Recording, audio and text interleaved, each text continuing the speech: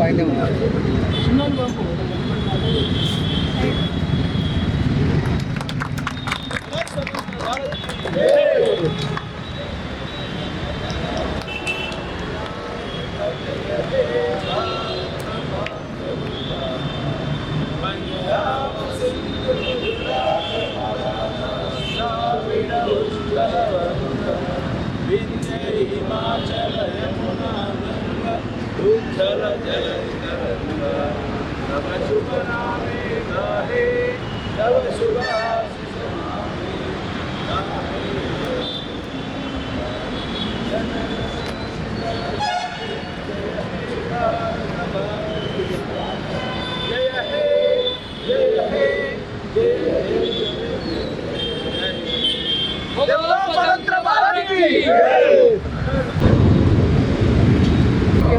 क्या చేయాలి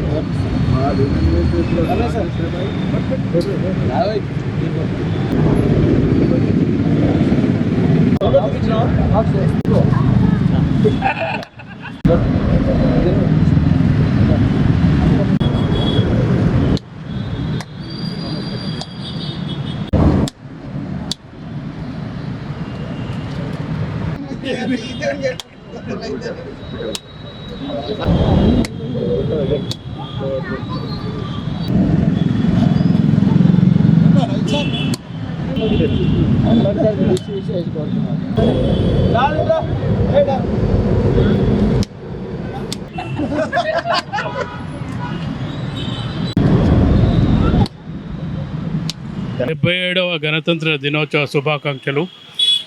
గణతంత్ర దినోత్సవం ముందుగా మన భారతదేశ ప్రజలకు అందరికీ కూడా ధన్యవాదాలు తెలుపుతూ గణతంత్ర దినోత్సవం జరుపుకోవడానికి కారణం ఈరోజు రాజ్యాంగం అమలులోకి వచ్చిన దినోత్సవంగా మనం చెప్పొచ్చు.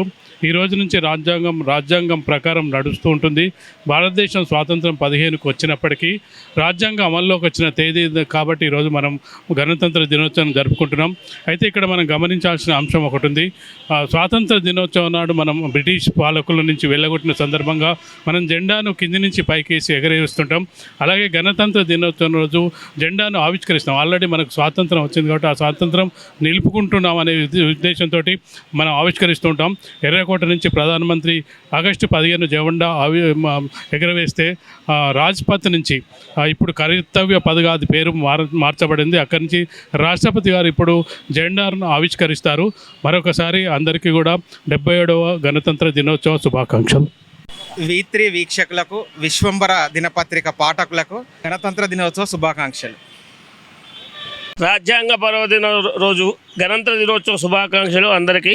V3 న్యూస్ ఛానళ్లకు, విశ్వంబర ప్రింట్ మీడియాకు, మన వైశ్య వికాస వేదిక అందరికి కూడా గణతంత్ర దినోత్సవ శుభాకాంక్షలు. 77వ రాజ్యాంగ దినోత్సవ శుభాకాంక్షలు V3 న్యూస్ ప్రేక్షకులకు మరియు విశ్వంబర దినపత్రిక పాఠకులకు, రచయితలకు, కవులకు, కళాకారులకు, సాహితీవేత్తలకు, సాహిత్య అభిమానులకు అందరికీ మరియు ముఖ్యంగా తెలంగాణ రాష్ట్ర ప్రజలకు, నాతో పాటు ఉన్నటువంటి మా యొక్క సిబ్బంది అందరూ కూడా యాజమాన్య తరఫున గణతంత్ర దినోత్సవ శుభాకాంక్షలు తెలుపుచు, ముఖ్యంగా ఈరోజు రాజ్యాంగం ద్వారా నిర్మితమైనటువంటి మన యొక్క భారతదేశ గణతంత్రం అనేది వేడుకలు 1950 నుండి చేసుకుంటున్నటువంటి నేపథ్యంలో ఆర్టికల్ 3 ప్రకారం రాజ్యాంగ నిర్మాత అంబేద్కర్ గారు రాసినటువంటి ఆర్టికల్ 3 ఏదైతుందో దాని ప్రకారం ఈరోజు కొత్త రాష్ట్రాలు తీసుకున్నటువంటి నేపథ్యంలో మనకు తెలంగాణ రాష్ట్రానికి స్వేచ్ఛావాయులు కల్పించినటువంటి ఒక గొప్ప ఘనత అంబేద్కర్ గారికి దక్కినటువంటి విషయాన్ని మనం గమనించాల్సినటువంటి అవసరం ఉన్నది.